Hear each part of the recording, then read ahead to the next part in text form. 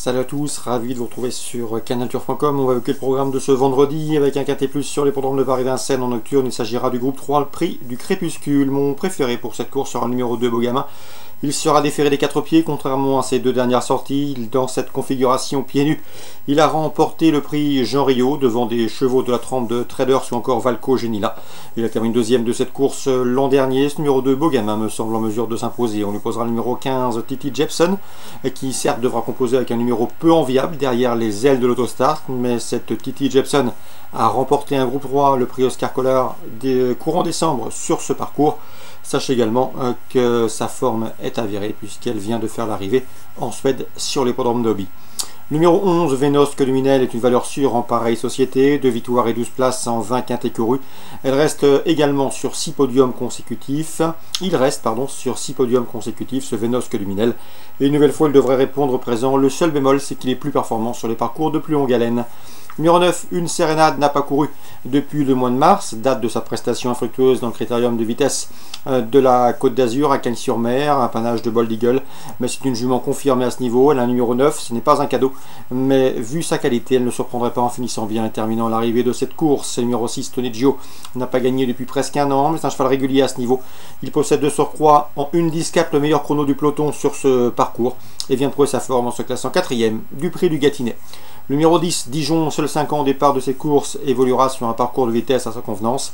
Il est confirmé départ Autostart. Numéro 3, c'est Virjus du Mazza. Le cheval a de la qualité, il avait remporté l'été dernier à Enghien le prix de Buenos Aires. Lui aussi est plus performant sur plus long, mais vu son potentiel et vu qu'il a pour lui sa fraîcheur, il ne surprendrait pas en faisant l'arrivée de cette course. Je retiendrai en fin de sélection et ce sera plus difficile pour lui, le numéro 4, Alpha Saltor, plus confirmé sous la selle. Il a quelques références à faire valoir au sulky. Il a notamment terminé 4e sur ce parcours au mois de janvier 2016, mais ici, mieux vaut l'envisager pour une 4e, 5e place. Résumé chiffré pour ce quintet de vendredi: le 2, le 15, le 11, le 9. Ce sont a priori des points d'appui solides. Devant le 6, le 10, le 3 et le 4. Sur du programme Vincennes, dans la première, difficile d'aller contre le 115 de Virmont qui reste sur 5 places de deuxième consécutive. Il mériterait amplement de renouer avec la victoire. Je lui associerai le 118, à savoir Défi du Granit, déféré des 4 pieds pour cet engagement très favorable au plafond des gains, 115 et 118.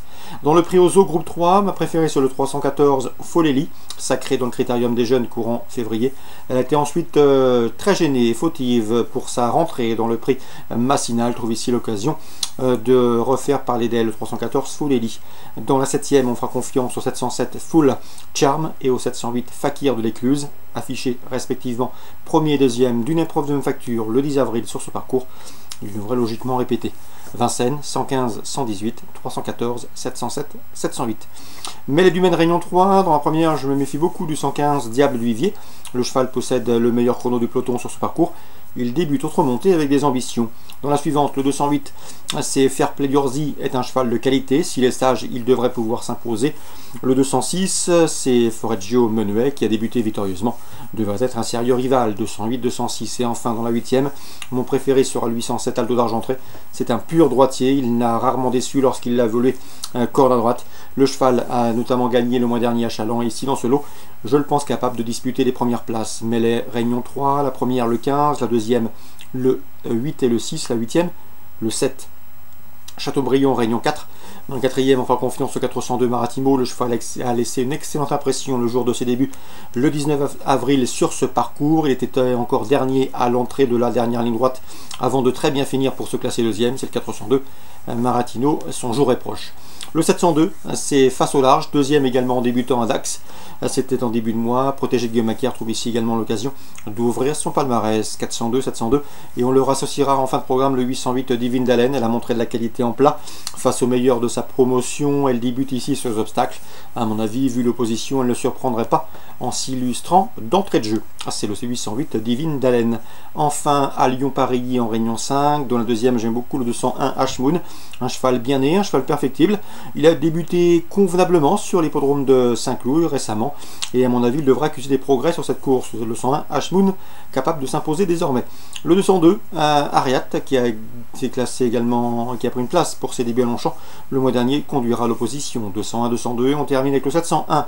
C'est Love to Excel, un 200 qui a débuté sur les programmes de la Test, dans un lot mieux composé. Cette fois-ci, Mathieu Palussière toujours redoutable avec les jeunes pousses, le présent à réclamer.